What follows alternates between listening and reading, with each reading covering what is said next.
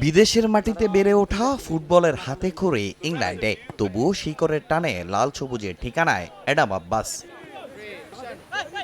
শনিবারই এসেছেন বাংলাদেশে। এক রাতের ব্যবধানে যশোরে নতুন সতীর্থদের সঙ্গে প্রথম অনুশীলন। অচেনা পরিবেশ, নতুন মুখ, নতুন কোচ, তবুও বেশ স্বাচ্ছন্দ্যেই দেখা গেল এই তরুণকে। সতীর্থদের সঙ্গে বোঝাপড়া, বল পায়ে দক্ষতা আর আক্রমণে নিজের সামর্থ্য দেখানোর চেষ্টাতেই কেটেছে প্রথম সেশন।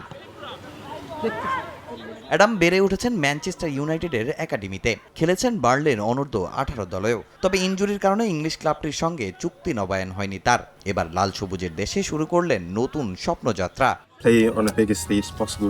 বাংলাদেশে এসে মাঠে নামতে পেরে আমি আনন্দিত ও গর্বিত। তারা দারুণ এক ফুটবল সমর্থক গোষ্ঠী। এ দেশটার হয়ে খেলতে পারা আমার জন্য সম্মানের। এ দেশকে ঘিরে আমার স্বপ্ন অনেক বড়। আমি সর্বোচ্চ পর্যায়ে খেলতে চাই এবং অনেক জয় উপহার দিতে চাই, যার জন্য কঠোর অনুশীলনের মাধ্যমে নিজেকে আরও প্রস্তুত করব।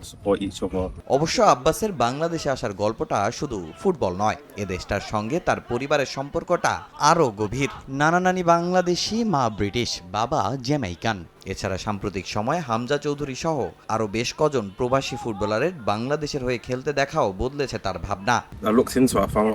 আমি অনেকদিন ধরেই বাংলাদেশ দলকে ফলো করছি। হামজা চৌধুরী এবং এখানে খেলা আমার বয়সী অনেক ফুটবলার সম্পর্কে জানতাম। তারপর একটা পেজের মাধ্যমে যোগাযোগ করি, সেখান থেকেই সব শুরু। এছাড়া এটা আমার মায়ের দেশ। এখানে আসায় পরিবারের সবাই গর্বিত। আমাদের সামনে এএফসি এশিয়ান কাপ বাছাইয়ের ম্যাচ। ঐক্যবদ্ধভাবে কঠোর পরিশ্রমের ধারা বজায় রাখলে আশা করছি বড় সফলতা এনে দিতে পারবো। আমি মাঠে নামার জন্য মুখিয়ে আছি।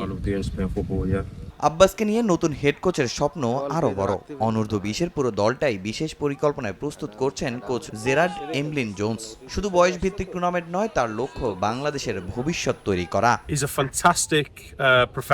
অ্যাডাম পেশাদার, ভদ্র ও শেখার আগ্রহ আছে। তাকে একজন দক্ষ গোল স্কোরার হিসেবে তৈরি করার বিশেষ পরিকল্পনা আছে। এছাড়া এই দলটাকে নিয়ে আমি খুব আত্মবিশ্বাসী। আমি শুধু এই টুর্নামেন্টের জন্য নয়, বাংলাদেশের ভবিষ্যৎ তৈরি করতে চাই। সাফ অনূর্ধ্ব-20 শিরোপার পর এবার বাংলাদেশের চোখ এএফসি অনূর্ধ্ব-20 এশিয়ান কাপ বাছাই। সেপ্টেম্বরে উজবেকিস্তানে সেই লড়াইয়ে অ্যাডামের অন্তর্ভুক্তি বাংলাদেশের শক্তি বাড়াবে কয়েক গুণ। তামিম হোসেন, সময় সংবাদ।